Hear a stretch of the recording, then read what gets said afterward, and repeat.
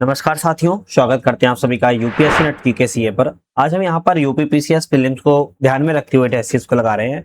GS world की test लग रही है जिसमें हम एंशिएंट हिस्ट्री एवं मिडेवल हिस्ट्री की बात करेंगे, जो कि बहुत ही ज्यादा महत्वपूर्ण है। इसकी आपको पीडीएफ वगैरह डाउनलोड करना है तो आपको हमारे ऐप पर चले जाना है। यूपीएससी नेट डिस्क्रिप्शन में लिंक दे दिया है, वहां से जाके आप लोग सारी पीडीएफ को जो है डाउनलोड कर सकते हो और प्रिंट आउट वगैरह भी निकलवा सकते हो। विद सॉल्यूशन एक के आपको पीडीएफ मिल जाती है। चलिए शुरुआत करेंगे पहले क्वेश्चन से। पहला क्वेश्चन आता है कि पूर्व पाषाण कालीन मानव की बस्तियों, मानव के जीवन, उपकरण और आजीविका के संबंध में निम्नलिखित कथनों पर विचार कीजिए। पूर्व पाषाण कालीन के मानव के जीवन, उपकरण और आजीविका के संबंध पर विचार करना है। इनमें से कौन सा ऑप्शन करेक्ट है? सही ऑप्शन इनमें से कौन सा है? तो बात की जाए, यह मुख्यतः शिकार एवं खाद्य संग्रह पर निर्भर करते थे। बिल्कुल बात ठीक है। लघु पाषाण उपकरण जैसे कि कोर और फलक का प्रयोग करते थे, ये भी सही है। ये धातु उपकरणों एवं पशुपालन से परिचित थे। नहीं, ये धातु एवं पशुपालन ज्ञान जो है इन्हें नवपाषाण काल में मिला था, ना कि इन्हें पूर्व पाषाण काल में ही मिल गया था, तो गलत है। इसके उपकरण मूलतः क्वार्टरजाइट और क्वार्टर क्वार्ट्ज जिससे बने होते थे, तो ये भी सही है। तो पहला, दूसरा और चौथा सही है, जबकि तीसरा ऑप्शन यहाँ पर गलत है। नेक्स्ट क्वेश्चन आता है कि भारत में पूर्व पाषाण, मध्य पाषाण एवं नव पाषाण काल के अवशेष एक ही क्षेत्र में पाए जाने वाले का प्रमुख कारण क्या है? मतलब कि कहा जा रहा है कि भारत में जो पूर्व पाषाण काल, मध्य पाषाण का और नव पाषाण काल था, जो अवशेष पाए गए हैं वो एक ही क्षेत्र में पाए गए हैं। और उस एक ही क्षेत्र में पाए जाने का कारण क्या रहा है? तो उस क्षेत्र की भौगोलिक निरंतरता और संसाधनों की उपलब्धता के कारण जो है एक ही क्षेत्र में देखने को मिला था। ठीक है, तो यहाँ पर ऑप्शन जो है आपका बी वाला करेक्ट है, भौगोलिक निरंतरता और संसाधनों की उपलब्धता के कारण। भारत में प्रागैतिहासिक मानव के जीवाश्म नर्मदा घाटी, होशंगाबाद क्षेत्र निम्नलिखित कथनों पर विचार करें प्राप्त हुए। तो भारत में प्रागैतिहासिक मानव जीवन के जो जीवाश्म है वो नर्मदा घाटी तथा होशंगाबाद क्षेत्र के संदर्भ में निम्नलिखित कथनों पर विचार करें। कौन सा ऑप्शन करेक्ट है? जैसे विचार किया जाए कि नर्मदा घाटी से प्राप्त मानव अवशेष को नर्मदा मानव कहा जाता है। बिल्कुल बात ठीक है। यह अवशेष होमो इरेक्टस और होमो सेपियंस के बीच कड़ी मानी जाती है, ये भी सही है। इसकी खोज जो है भारतीय पुरातत्व सर्वेक्षण के द्वारा 1982 में की गई थी, तो ये भी करेक्ट है। इसकी खोज गंगा घाटी से संबंधित नहीं, इसकी खोज जो है गंगा घाटी से संबंधित जो है नहीं है, तो आप कहेंगे चौथा गलत है, जबकि पहला, दूसरा, तीसरा जो है नर्मदा घाटी से संबंधित बहुत बढ़िया क्वेश्चन है, एग्जाम में सबसे ज्यादा पूछा जाता है। ठीक है, तो ये क्वेश्चन थोड़ा सा आपका ध्यान रखना है, एग्जाम रेडी है ना, एग्जाम के लिए रेडी है क्वेश्चन है। चलिए नेक्स्ट क्वेश्चन आता है कि सराय नाहर राय एवं महदहा से संबंधित कथनों पर विचार करें। कौन से ऑप्शन करेक्ट है? सराय नाहर राय एवं महदहा के बारे में कौन सा ऑप्शन करेक्ट है? यह जो स्थल है गंगा घाटी की मध्यपाषाण संस्कृति से संबंधित है। बिल्कुल बात ठीक है। इन स्थलों से मानव की समाधियों के साक्ष्य मिले हुए हैं, ये भी सही है। यहाँ से आभूषण, सूक्ष्म पाषाण उपकरण और दैनिक उपयोग की वस्तुएं जो है प्राप्त हुई है, तो आप कहेंगे 1, 2, 3 सही है। चौथा कहता है कि यह स्थल नवपाषाण कृषि संस्कृति के प्रत्यक्ष प्रमाण प्रस्तुत होते हैं, तो आप सभी को पता होगा कि प्रत्यक्ष प्रमाण यहाँ से नहीं मिले हैं, तो ऑप्शन क्या होगा? नवपाषाण संस्कृति यहाँ पर नहीं दर्शाई जाती है, केवल पहला, दूसरा, तीसरा ही सही है, जबकि चौथा ऑप्शन गलत है। ठीक है, चलिए नेक्स्ट क्वेश्चन आता है दमदमा एवं बिंद क्षेत्र के संदर्भ पर विचार करें। कौन सा ऑप्शन करेक्ट है? दमदमा एवं बिंद क्षेत्र के बारे में आप ये तो समझ में आ गया होगा कि हम एंशिएंट और मिडेवल हिस्ट्री की बात कर रहे हैं, इसमें मॉडर्न हिस्ट्री नहीं आएगी। दमदमा एवं बिंद क्षेत्र के संदर्भ में कौन सा ऑप्शन करेक्ट है?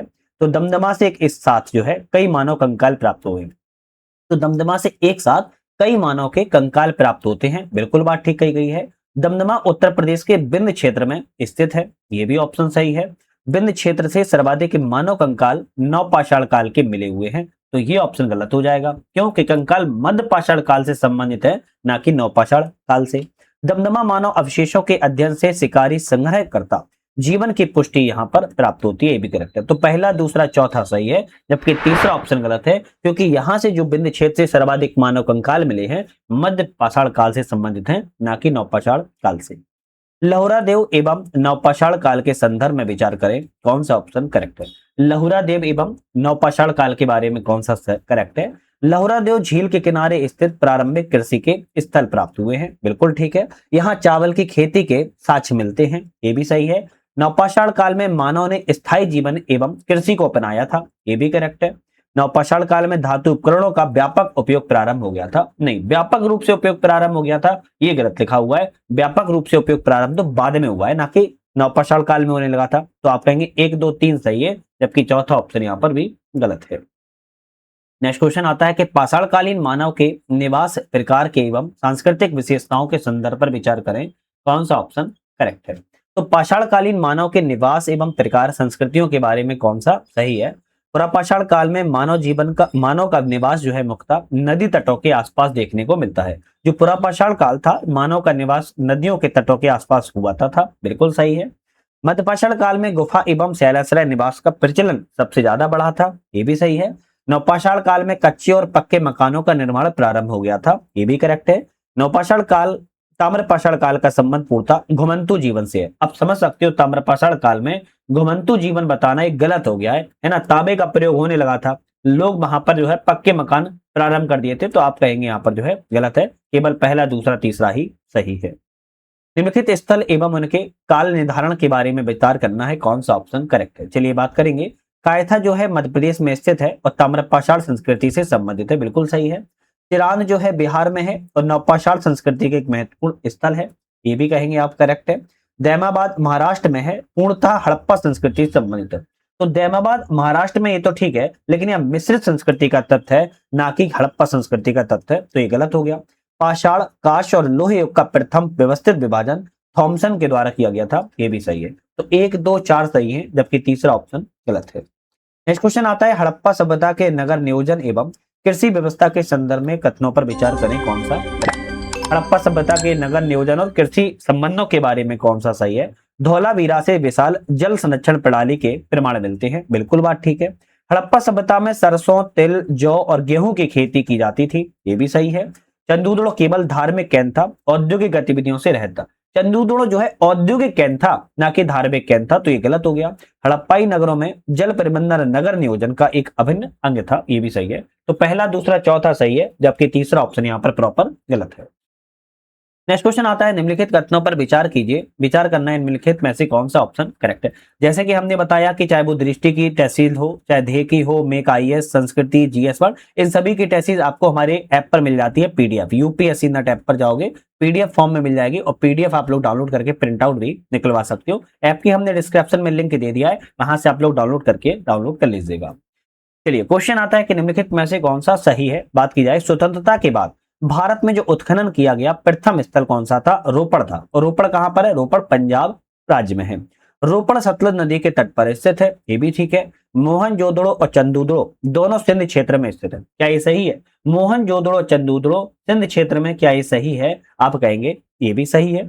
सुरकोटदा पूर्णतः पाकिस्तान में स्थित हड़प्पा स्थल है। सुरकोटदा पाकिस्तान में है क्या, नहीं, आप कहेंगे पाकिस्तान में नहीं है। सुरकोटदा कहां पर है, गुजरात में है। अब गुजरात बोले तो भारत में है, तो आप कहेंगे जो है चौथा गलत हो गया, केवल पहला दूसरा तीसरा सही है। नेक्स्ट क्वेश्चन तरफ बढ़ेंगे। नेक्स्ट क्वेश्चन आता है किस हड़प्पा स्थल से विस्तृत क्रीड़ा क्षेत्र स्टेडियम के प्रमाण प्राप्त होते हैं, वह राजस्थान में है। तो आप कहेंगे कालीबंगा। कालीबंगा राजस्थान में है, वहां से आपके क्रीड़ा क्षेत्र मतलब कि स्टेडियम के जो है आपके साक्ष्य मिलते हैं। लेकिन ध्यान रखना है आपके धौलावीरा से भी, जो कि गुजरात में, यहां से भी आपके स्टेडियम के प्रमाण प्राप्त हुए हैं। नेक्स्ट क्वेश्चन आता है निम्नलिखित कथनों पर विचार करें, इनमें से कौन सा ऑप्शन करेक्ट है। जैसे विचार किया जाए, हड़प्पा जो है रावी नदी के तट पर स्थित है, बिल्कुल बात ठीक है। रोपड़ जो है सतलुज नदी किनारे है, ये भी सही बात है। लोथल जो है घग्गर नदी किनारे, लोथल घग्गर नदी के किनारे है क्या, नहीं, आप कहेंगे लोथल जो है साबरमती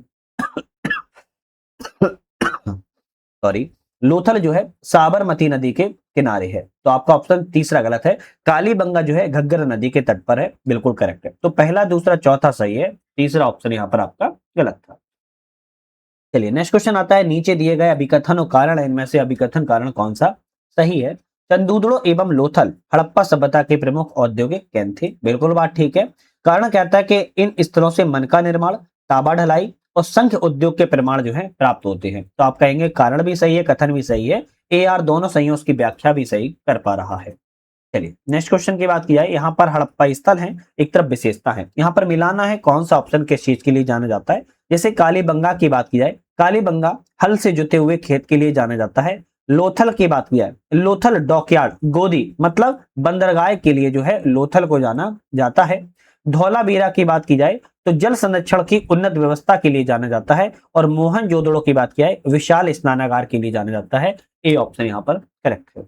नेक्स्ट क्वेश्चन आता है कि हड़प्पा सभ्यता के नगर नियोजन के संदर्भ पर विचार करें, कौन सा ऑप्शन यहाँ पर सही है। हड़प्पा सभ्यता के नगर नियोजन के विषय में कौन सा ऑप्शन यहाँ पर करेक्ट है, इसकी बात की जा रही है। तो आप कहेंगे मोहनजोदड़ो में विशाल स्नानागार धार्मिक अनुष्ठानों से जुड़ा था, बिल्कुल ठीक है। धौलावीरा में जल संरक्षण नगर योजना का केंद्रीय तत्व था, ये भी सही है। हड़प्पाई नगरों में सड़कें अव्यवस्थित नहीं अव्यवस्थित नहीं थी बल्कि व्यवस्थित रूप से थी, तो ये तो गलत हो गया। नगरों का विभाजन दुर्ग एवं निचला नगर के रूप में किया गया था, करेक्ट है। तो 1 2 4 सही है, तीसरा ऑप्शन यहाँ पर गलत लिखा हुआ है। भारत में लोहे के प्रारंभिक प्रयोग के कथन यहाँ पर कौन सा सही है। भारत में लोहे के प्रारंभिक प्रयोग के बारे में, लोहे का उपयोग जो है 1000 ईसा पूर्व के आसपास हथियारों के निर्माणों में शुरू किया गया था। बी ऑप्शन आपका यहाँ पर करेक्ट है, ठीक है। तो ऑप्शन बाकी यहाँ पर गलत है क्योंकि बी ऑप्शन सही है। गंगा घाटी के घने जंगलों को साफ करने के किस उपकरण के लिए ऐतिहासिक भूमिका निभाई गई है। तो लोहे की कुल्हाड़ी की सबसे ज्यादा प्रमुख भूमिका निभाई गई थी। जो गंगा घाटी थे उसके घने जंगलों को साफ करने के लिए लोहे की कुल्हाड़ी को हथियार के रूप में प्रयोग किया गया था। वैदिक काल में पुरोहितों को वेद डॉक्टर क्यों माना जाता था। वैदिक काल में डॉक्टर इसलिए माना जाता था क्योंकि जड़ी बूटी और पेड़ पौधों की गहन जानकारी होती थी, इसलिए पुरोहितों को वेद के रूप में भी जाना जाता था।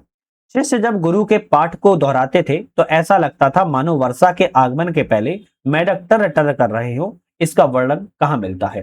तो जब शिष्य गुरु के पाठ को दोहराते थे तो ऐसा लगता था मानो वर्षा के आगमन के पहले मेढक टर टर कर रहे हो, और इसका वर्णन ऋग्वेद के एक सूक्त में मिलता है। तो ये क्वेश्चन इंपोर्टेंट हो सकता है, तो क्वेश्चन हो सकता है बन जाए, ठीक है, जो कि ऋग्वेद का हिस्सा है।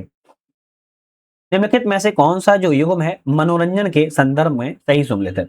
मनोरंजन के बारे में कौन सा ऑप्शन करेक्ट है। जुआ खेलना, जुआ खेलना सबसे प्रिय मनोरंजन था उस समय का, प्राचीन काल में। आप कहेंगे सी ऑप्शन करेक्ट है।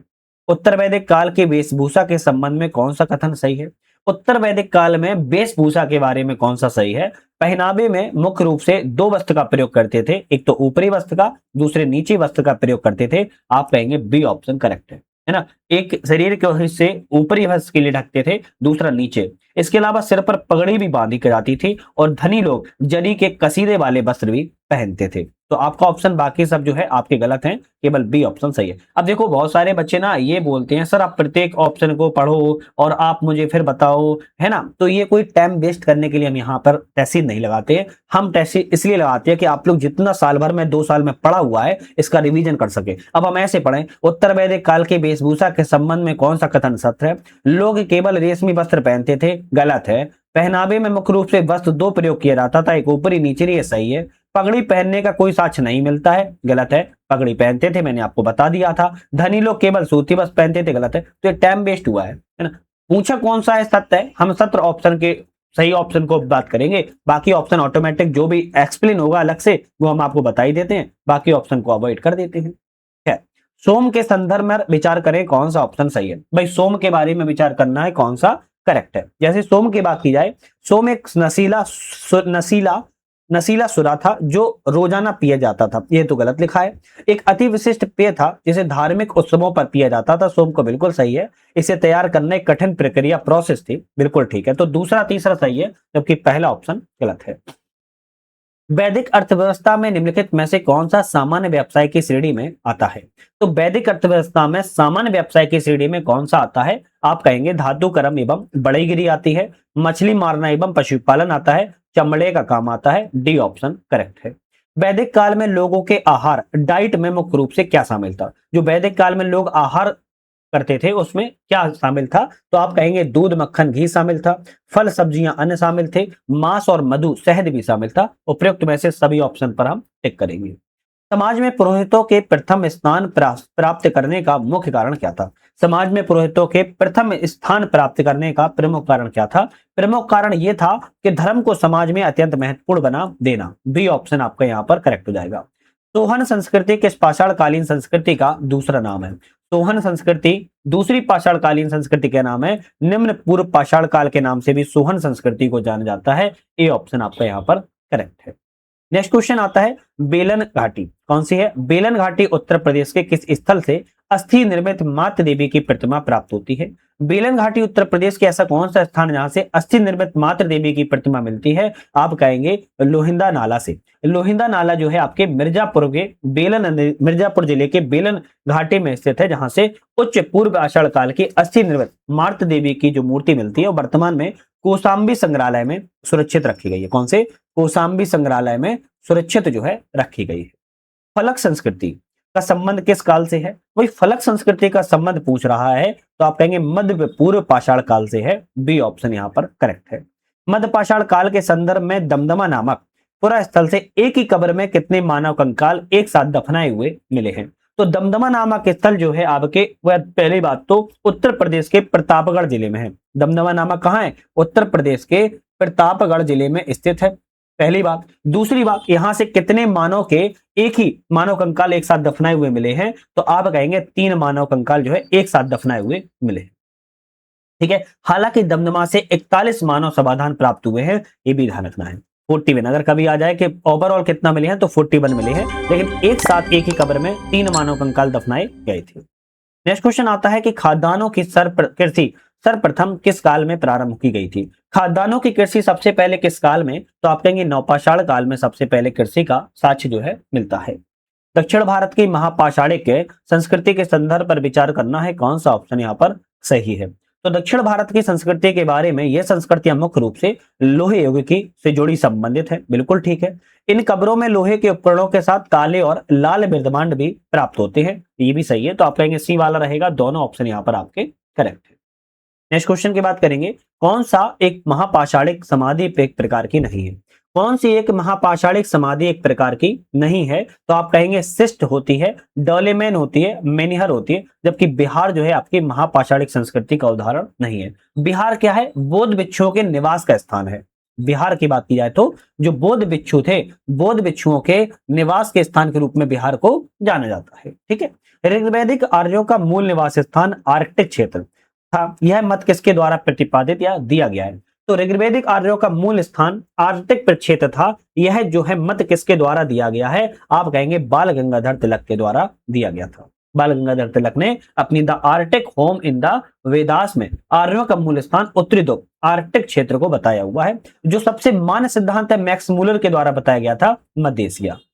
मैक्स मूलर ने मध्य एशिया बताया था और यही सबसे मान्य सिद्धांत है। ऋग्वेद में उल्लिखित दशराग युद्ध के संबंध में कौन सा ऑप्शन असत्य, गलत ऑप्शन यहाँ पर कौन सा है? यह युद्ध परसुड़ी रावी नदी के तट पर लड़ा गया था, ये तो सही लिखा हुआ है।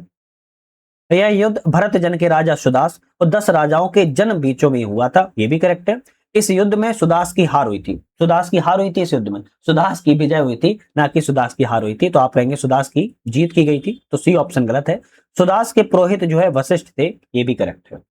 नेक्स्ट क्वेश्चन आता है, ऋग्वैदिक काल में राजनीतिक संगठनों का सही अवरोही क्रम बड़े से छोटे की ओर कौन सा है? बड़े से छोटे की ओर, तो जन सबसे बड़ा था, जन से छोटा जो है आप कहेंगे विष था, विष से छोटा ग्राम और ग्राम से छोटा कुल था। आपका ए ऑप्शन यहाँ पर हो जाएगा। तो कुल सबसे छोटा परिवार होता था, परिवारों को मिलाकर ग्राम बनता था, ग्रामों को मिलाकर विष और विष को मिलाकर जन राष्ट्र के निर्माण किया जाता था।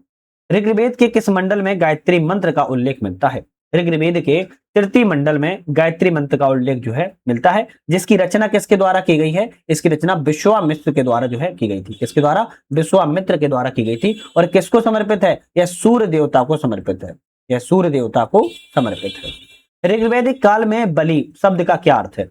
बलि शब्द का क्या अर्थ है? प्रजा द्वारा राजा को स्वेच्छा से दिया जाने वाला उपहार या कर हुआ करता था, जिसे बलि कहा जाता था। ऋग्वैदिक समाज के संदर्भ में अमाजु किसे कहा जाता था? अमाजु की बात करें ऋग्वैदिक काल में, वह कन्या जो जीवन भर अविवाहित रहती थी, मतलब कि शादी नहीं करती थी, उस कन्या को, अविवाहित कन्या को जो है अमाजु कहा जाता था ऋग्वैदिक काल में। उत्तर भारत के किस स्थल से महापाषाणिक समाधान के साक्ष्य मिलते हैं? तो उत्तर भारत में ऐसा कौन सा स्थल है जहां से महापाषाणिक समाधान के साक्ष्य मिलते हैं? आप कहेंगे बुर्ज होम। बुर्ज होम से आप कहेंगे समाधान के आपके महापाषाणिक समाधान के साक्ष्य मिलते हैं। बुर्ज होम कहां पर है? जो बुर्ज होम कश्मीर में है। कहां पर है? कश्मीर में है।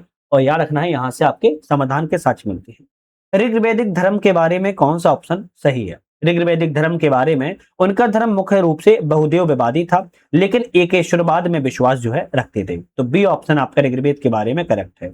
हर्यक वंश के शासक को श्रेणिक के नाम से जाना जाता है? हर्यक वंश में बात की जा रही है, किस शासक को श्रेणिक के नाम से जाना जाता है? आप कहेंगे बिंबिसार को। बिंबिसार को श्रेणिक के नाम से हर्यक वंश में जाना जाता है।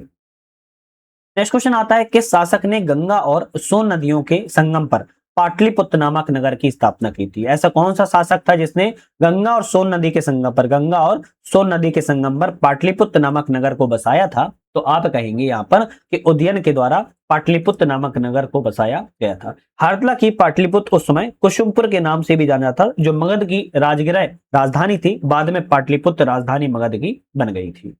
प्रथम बौद्ध संगति का आयोजन किसके काल में किया गया था? तो पहली बौद्ध संगति पहली बात तो हुई कब थी? तो 483 ईसा पूर्व में की गई थी, याद रखना है। अजातशत्रु के शासन काल में की गई थी। किसके? अजातशत्रु के शासन काल में की गई थी। तो आपका ऑप्शन रहेगा डी ऑप्शन यहाँ पर करेक्ट है। इसकी अध्यक्षता किसके द्वारा की गई थी? कोई मुझे कमेंट करके बताएगा तो मुझे बड़ा अच्छा लगेगा। प्रथम बौद्ध संगति की अध्यक्षता किसके द्वारा की गई थी? आप मुझे कमेंट करके बताइएगा, ठीक है। चलिए नेक्स्ट क्वेश्चन आता है, शिशुनाग वंश के शासक के समय दूसरी बौद्ध संगति का आयोजन वैशाली में किया गया था। पहली बौद्ध संगति सप्तपर्णी की गुफा में की गई थी, दूसरी बौद्ध संगति वैशाली में की गई थी। पूछ रहा है किस कौन सा शिशुनाग वंश का शासनकाल था? आप कहेंगे कालाशोक के शासनकाल में की गई थी। कालाशोक के शासनकाल में 383 ईसा पूर्व में 100 वर्षों के पश्चात की गई थी, याद रखना है, ठीक है। नेक्स्ट क्वेश्चन आता है कि सर्वांतक क्षत्रियों का नाश करने वाला द्वितीय परशुराम की उपाधि किसने धारण की थी? तो आप कहेंगे महापद्म नंद। नंद वंश के शासक महापद्म नंद ने, आप कहेंगे, द्वितीय परशुराम की क्षत्रियों का नाश करने वाले की उपाधि धारण की थी। कौन सा मगध का शासक सिकंदर महान के समकालीन था? सिकंदर महान के समकालीन धनानंद था। नंद वंश का शासक धनानंद जो है समकालीन किसके था? सिकंदर महान के समकालीन था। मगध के शासक ने सर्वप्रथम कलिंग पर विजय प्राप्त की थी और वहां से जिन की मूर्ति को उठाकर ले आया था। तो किसके द्वारा? आप कहेंगे महापद्म नंद। नंद वंश के शासक महापद्म नंद ने सबसे पहली बार कलिंग पर विजय प्राप्त की और वहां से जिन की मूर्ति को उठाया लाया था।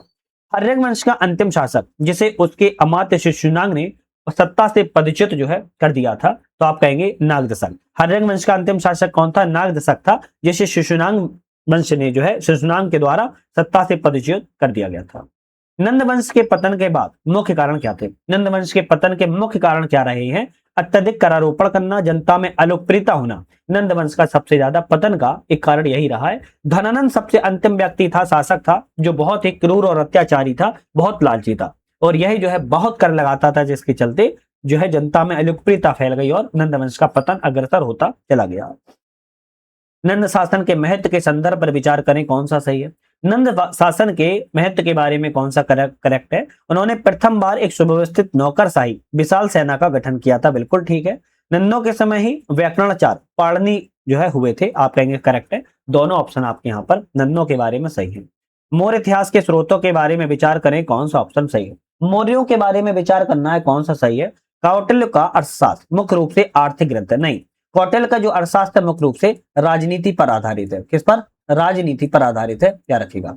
राजनीति पर आधारित। तो पहला गलत हो गया। मेगास्थनीज की जो इंडिका है अपने मूल रूप से उपलब्ध नहीं है, उसके कुछ अंश बाद में लेखकों के द्वारा उद्धृत किए गए हैं, बिल्कुल ठीक है।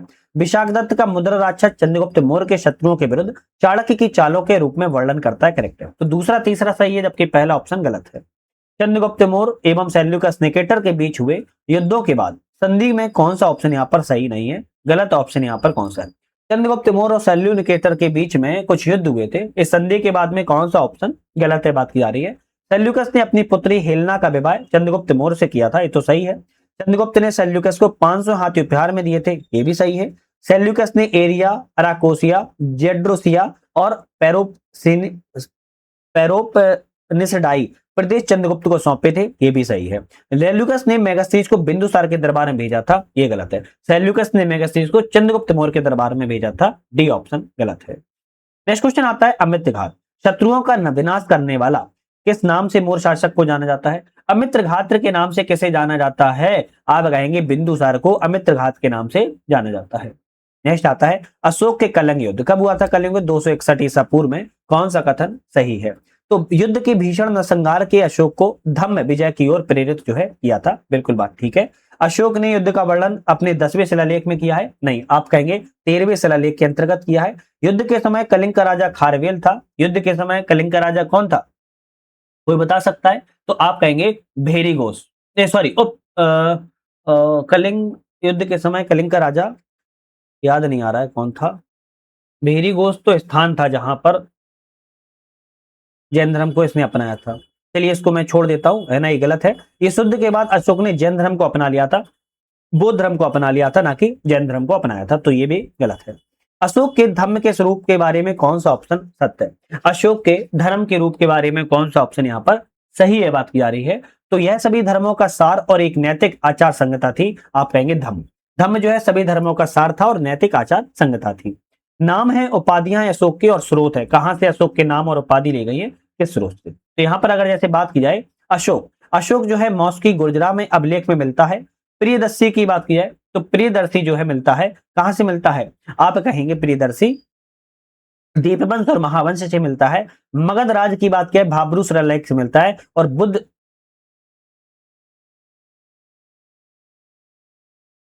बुद्ध शाक्य की बात की जाए तो आपके कंधार अभिलेख से मिलता है। ए ऑप्शन आपका यहाँ पर करेक्ट है, याद रखना है, ठीक है। अशोक नाम मौर्य गुर्जरा से, प्रियदर्शी दीपवंश महावंश से, मगधराज भाब्रू शिलालेख से, बुद्ध शाक कंधार अभिलेख से मिलता है। ए ऑप्शन करेक्ट है। मौर्यकालीन प्रशासन में राजस्व विभाग का मुख्य अधिकारी कौन होता था? तो मौर्यकालीन प्रशासन में जो राजस्व विभाग का मुख्य अधिकारी है वो समाहर्ता हुआ करता था। बी ऑप्शन करेक्ट है। अशोक के अभिलेखों की भाषा और लिपि के संदर्भ में कौन सा ऑप्शन गलत है? कौन सा ऑप्शन गलत है? भारत के अधिकांश शिलालेख प्राकृत भाषा और ब्राह्मी लिपि में है, सही है। सहबाजगढ़ी और मानसेरा खरोष्टी लिपि में है, ये भी सही है। तक्षशिला और लंगमान अरामी लिपि में, अरामाइक लिपि में लिखे गए हैं, ये भी करेक्ट है। और बात की जा रही है कंधार सारेकुना केवल संस्कृत, नहीं, आप कहेंगे गलत है, क्योंकि यह द्विभाषी ग्रीक, यूनानी और अरामाइक लिपियों में लिखा गया है, इसलिए डी ऑप्शन गलत है। मौर्य साम्राज्य के पतन के कारणों में कौन सा तर्क इतिहासकार हेमचंद राय चौधरी ने दिया हुआ है? तो आप कहेंगे अशोक की अत्यधिक शांतिवादी नीति मौर्य साम्राज्य के पतन का कारण भी एक बनती नजर आ गई थी। मौर्य वंश का अंतिम सम्राट कौन था जिसकी हत्या उसके सेनापति ने की थी? आप कहेंगे बृहदत्त नाम का व्यक्ति था जिसकी हत्या उसके ही सेनापति पुष्यमित्र शुंग के द्वारा कर दी गई थी। हर्षवर्धन के समय, हर्षवर्धन के शासनकाल में भास्कर बर्मन कहाँ का शासक था जिसने हर्ष के पास हंसवेग नामक एक दूत को भेजा था? तो हर्षवर्धन के समय में भास्कर जो बर्मन था वह कहाँ का शासक था? आप कहेंगे कामरूप। कामरूप वर्तमान में असम राज्य में है, वहीं का शासक था और इसने हर्ष के पास जो है हंसवेग नाम से अपने दूत जो है भेजा था। हर्ष के वांसखेड़ा अभिलेख में किस अधिकारी का उल्लेख महाराज और महासामंत के रूप में मिलता है? महाराज और महासामंत के रूप में बांसखेड़ा अभिलेख में किस अधिकारी का उल्लेख मिलता है? आप कहेंगे भंडी अधिकारी का उल्लेख मिलता है। चीनी यात्री ह्वेनसांग के अनुसार हर्षकालीन समाज में शूद्रों की मुख्य वृत्ति क्या थी? शूद्रों की मुख्य वृत्ति जो है कृषि कार्य करना थी। आप कहेंगे सी ऑप्शन यहाँ पर जो है करेक्ट है। चलिए नेक्स्ट क्वेश्चन आता है, हर्ष के किस अभिलेख पर उसके स्वयं के सुंदर हस्ताक्षर जो है अंकित है? तो हर्ष के ऐसा कौन सा अभिलेख है जिसके स्वयं के सुंदर हस्ताक्षर अंकित है? बांसखेड़ा अभिलेख में ही स्थित है। नेक्स्ट आता है, कन्नौज में आयोजित विशाल धर्म महासम्मेलन की अध्यक्षता किसके द्वारा की गई थी? तो हर्ष के द्वारा। हर्ष ने महायान बौद्ध धर्म के प्रचार के लिए कन्नौज में एक भव्य सभा बुलाई थी जिस पर जो है अध्यक्षता ह्वेनसांग के द्वारा जो है की गई थी। हर्षकालीन आर्थिक व्यवस्था में हिरण्य किस प्रकार का टैक्स था? जो हिरण्य एक प्रकार का टैक्स था, नगद रूप में देकर था, मतलब नगद रूप में लिया जाता था। कौन सी रचना स्वयं सम्राट हर्ष के द्वारा रचित नहीं है? हर्ष ने ऐसी कौन सी रचना है जो खुद नहीं की है? तो रत्नावली की है, प्रियदर्शिका की है, नागानंद की है, हर्षचरित नहीं की है ना, हर्षचरित जो है नहीं की है। हर्षचरित की बात की है और कादम्बरी, हर्षचरित की बात की है एवं कादम्बरी की बात की जाए किसके द्वारा रचित है? तो आप कहेंगे बाण भट्ट के द्वारा यह रचित है। कौन से? बाण भट्ट के द्वारा रचित है। जबकि रत्नावली, प्रियदर्शिका और नागानंद हर्ष के द्वारा रचित है। प्रयाग में आयोजित होने वाले छठे मोक्ष परिषद के बारे में कौन सा ऑप्शन यहाँ पर करेक्ट है? तो यहाँ पर कौन सा करेक्ट है? हर्ष ने यहाँ अपनी समस्त संपत्ति को दान में कर दिया था। बी ऑप्शन यहाँ पर जो है आप कहेंगे बिल्कुल सही है। हर्ष के प्रशासन में स्कंदगुप्त किस सैन्य इकाई का सर्वोच्च अधिकारी था? आप कहेंगे गज सेना, हस्ती सेना का प्रमुख अधिकारी था। ह्वेनसांग के अध्ययन के दौरान नालंदा विश्वविद्यालय के कुलपति कौन थे? तो ह्वेनसांग ने कहा है कि उस समय नालंदा विश्वविद्यालय के शीलभद्र नाम के व्यक्ति कौन थे? आपके विश्वविद्यालय के कुलपति, चांसलर थे। नेक्स्ट क्वेश्चन की बात की जाए, नेक्स्ट क्वेश्चन आता है कि निम्नलिखित में से किस शासक ने कल्याणी के चालुक्य वंश की नींव डाली है? कल्याणी के चालुक्य वंश की नींव तैलप द्वितीय के द्वारा जो है डाली गई थी राष्ट्रकूट वंश के पतन के बाद में। मान्यखेट राष्ट्रकूट वंश का वास्तविक संस्थापक किसे माना जाता है? मान्यखेट के राष्ट्रकूट वंश का वास्तविक संस्थापक की बात की जाए तो दंती दुर्ग को माना जाता है। एलोरा के सुप्रसिद्ध कैलाश मंदिर का निर्माण किस राष्ट्रकूट शासक ने करवाया? तो एलोरा का मंदिर कहां पर है? पहली बात तो महाराष्ट्र में है और कैलाश मंदिर बना हुआ है उसमें, राष्ट्रकूट वंश के शासकों के द्वारा करवाया गया, लेकिन किसने करवाया था? तो आप कहेंगे कृष्ण प्रथम के द्वारा कैलाश मंदिर का निर्माण करवाया गया था। नेक्स्ट आता है कवि राजमार्ग नामक कन्नड़ ग्रंथ की रचना किस राष्ट्रकूट शासक ने की है? कवि राजमार्ग नामक कन्नड़ ग्रंथ की जो रचना है वो आपके अमोघ वर्ष के द्वारा की गई थी, जो कि आप कहेंगे राष्ट्रकूट या एक शासक था। नेक्स्ट क्वेश्चन आता है बेगी के पूर्वी चालुक्य वंश का संस्थापक कौन था? बेगी के पूर्वी चालुक्य वंश के संस्थापक की बात की जाए तो आप कहेंगे विष्णुवर्धन था। बेगी के पूर्वी चालुक्य वंश का शासक विष्णुवर्धन था, जो बादामी के चालुक्य राजा पुलकेशिन द्वितीय ने आंध्र बेंगी प्रदेश को जीतकर अपने भाई विष्णुवर्धन को वहां का शासक जो है नियुक्त किया था। 75 क्वेश्चन मतलब हम आधे टेस्ट सीरीज को लगा चुके हैं। आप सभी को पता होगा बहुत ही ज्यादा महत्वपूर्ण टेस्ट सीरीज है, कहीं ना कहीं आपके एग्जाम्स के लिए इंपॉर्टेंट है। चैनल को लाइक शेयर सब्सक्राइब जरूर कर लीजिएगा।